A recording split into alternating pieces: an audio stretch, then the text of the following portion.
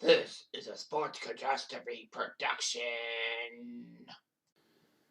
Hey there, hello there. It's Jeff Cutter Diamond welcoming you to another Sports Catastrophe on this day. And on this day, January the 19th, 20 years ago, in the year 2002, the Oakland Raiders took on the New England Patriots in what seemingly was a home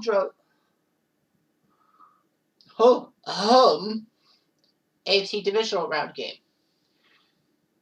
It was actually called the Snow Bowl because of all the freaking snow that fell on the field.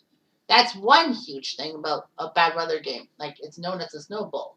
But it wasn't the main focus. Now, this game was held at Foxborough Stadium, not Gillette Stadium. There was a different Patriot stadium called Foxborough Stadium. And ironically, this was the last game played at Foxborough Stadium. At that stadium, and not Gillette Stadium. There's a whole lot of difference. Anyway, we'll get to why this game is memorable for all the wrong reasons. But let's get some context. The New England Patriots were the number 2 seed. They were 11-5. They were the number 2 seed behind the Pittsburgh Steelers. Pittsburgh was the number 1 team in the AFC that year. The Patriots were actually 0-2, and then Drew Bledsoe had a sheer blood vessel in his chest against the Jets from a massive hit from Mo Lewis. That brought Tom Brady, the backup, into the Patriots offense. And somehow, in some way, the Patriots pulled off a great campaign. They were 11-5. They won the AFC East and were number 2, which meant that they didn't have to play in the wild card game. Thank goodness for that. Oakland, on the other hand, had to play in the wildcard game. They were the number 3 seed. They won the AFC West. But because they had the fewest wins of the 3 division winners. Now remember, this is the year before they expanded to Houston to make it 32 teams. Oakland had to play at home in a wildcard game. Fortunately for them, they beat the New York Jets 38-24. So now Oakland went into New England to play.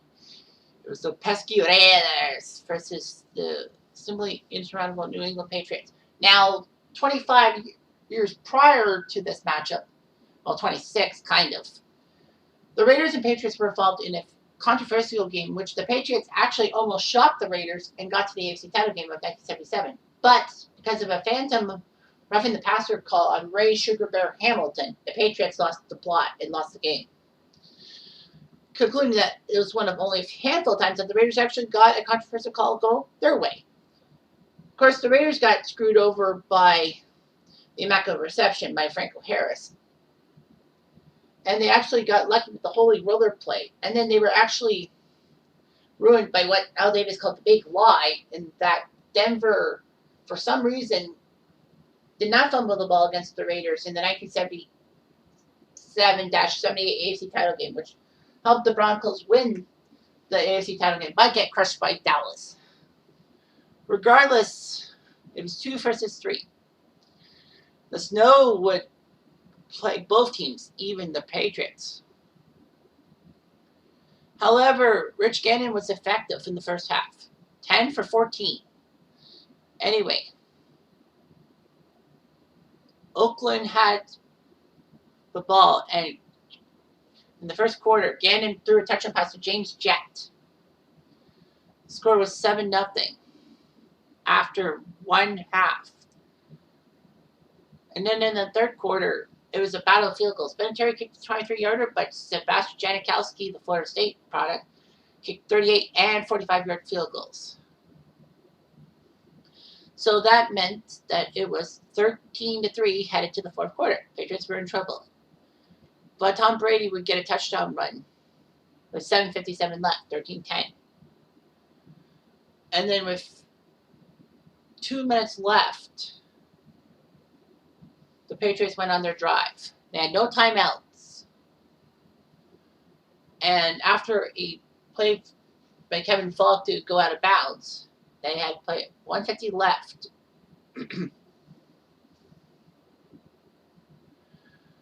The Raiders and the Pats were...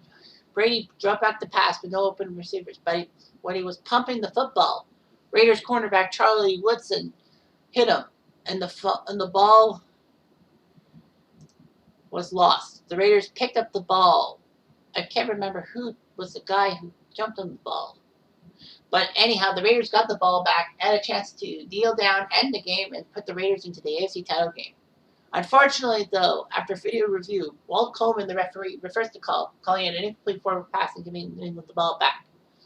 Because the ball was moving forward at the time in which it was dropped. It was like, can't believe it and all that. Unfortunately, NFL Rule 3, Section 22, Article 2, Note 2, which was around for God knows how many years after that, said that when an offensive player is holding the ball to pass it forward, any intentional forward movement of his arm starts the forward pass, even if the player loses possession of the ball as he is attempting to tuck it back towards his body. Also, if the player has tucked the ball into his body but loses possession, it's a fumble. Unfortunately, it was terrible and all that.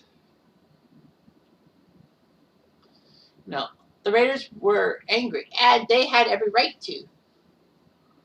The tuck rule was just terrible and all that. But by March 2013, the tuck rule was abolished. Pittsburgh voted against it, and the Patriots and Washington actually abstained from the vote. It would have been 29-3. Yeah, 2013. So yeah, it was broken down. Well, that was a huge mistake. However, if the Raiders could have stopped the Pats on the drive, then all was forgotten. However, Brady gave a pass to David Patton. After a few plays, Vinatieri would have to kick a 45-yard field goal with 27 seconds left. One of the most difficult kicks because of all the snow that fell at Foxborough. And he somehow, end over end, kicked it through the goalposts. It was good. So people forget that Vinatieri could have botched the 45-yard field goal because of all the snow, and then all would have been forgotten. But no, it wasn't. Patriots won the toss, got the ball in overtime, drove downfield. Vinatieri easily kicked the field goal. Game over. Pats win 16-13 in the AFC title and go to the AFC title game. Brady was a hero and all that. The Patriots would shock the Steelers in Pittsburgh in the AFC title game, although Bledsoe had to come in for a seemingly hurt Tom Brady. Brady would come back to start Super Bowl 36, which saw the Rams, who beat the Patriots in New England during that season, actually face them and shockingly lose 20-17. Everyone thought that the greatest show on turf deserved to win. I was a Rams fan at that time, thinking that I was a Kurt Warner fan at that time. And then, of course, I was sick to my stomach when Vinatieri kicked the winning field goal. But I decided to switch over to be a Patriots fan because if you can't beat them, join them. So I've been a Patriots fan ever since. So 20 years of being a Patriots fan is about to come my way. Of course, people hate me for my choice of team, but screw them. Anyway, unbeknownst to the NFL, this would start the Patriots dynasty of the 2000s and 2010s, which led to 8 additional Super Bowl games and 5 Super Bowl titles. Unfortunately, though, this had a massive aftermath, as John Gruden would be canned from the Raiders. He would be traded, quote-unquote, traded to Tampa Bay. And the Raiders did get to the Super Bowl the next year, which is a good story that they actually got through. No controversial calls going for them or against them. But unfortunately, Rich Gannon forgot to throw completions and threw massive interceptions, 48-21. The worst part for the Raiders was that Gruden and the Bucs were the ones who dropped them in the Super Bowl. And the worst part is Oakland didn't change their scheme, even though they had Bill Callahan come in. They didn't change their schemes, and Tampa and Gruden knew what to do and easily beat the tar out of them. The Raiders would not make the playoffs from that point until 2016. And Gruden returned to coach the Raiders after being a TV analyst in 2018. Unfortunately, though, Gruden this past season was canned because of some inappropriate emails and all that. The Raiders did make the playoffs on the final day of the year. They are facing the Cincinnati Bengals in the first round. So anyway, yeah, it was a terrible play and all that. But the weird thing is, like the Immaculate Reception.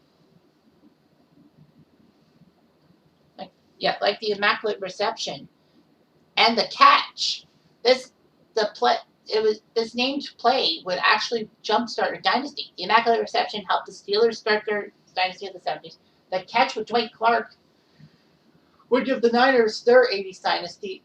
Dallas didn't really have a play that kickstarted their 90s dynasty. And the Patriots, well, the Tuck Rule game would actually start their dynasty. So, yeah, you know, things start for different reasons. I feel for Raider fans. Truth is that I actually thought the Raiders were going to beat the Patriots that game.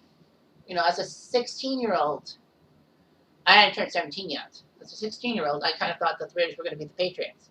But stupid me, I admit that I'm not a Patriots fan. I haven't been a Patriots fan for life. I've actually had stints as being a Dallas Cowboy fan and a St. Louis Rams fan. But you know what? I've got to admit my faults.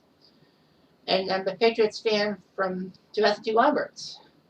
And of course, me and Bill Lang are Patriots fans for life, it seems.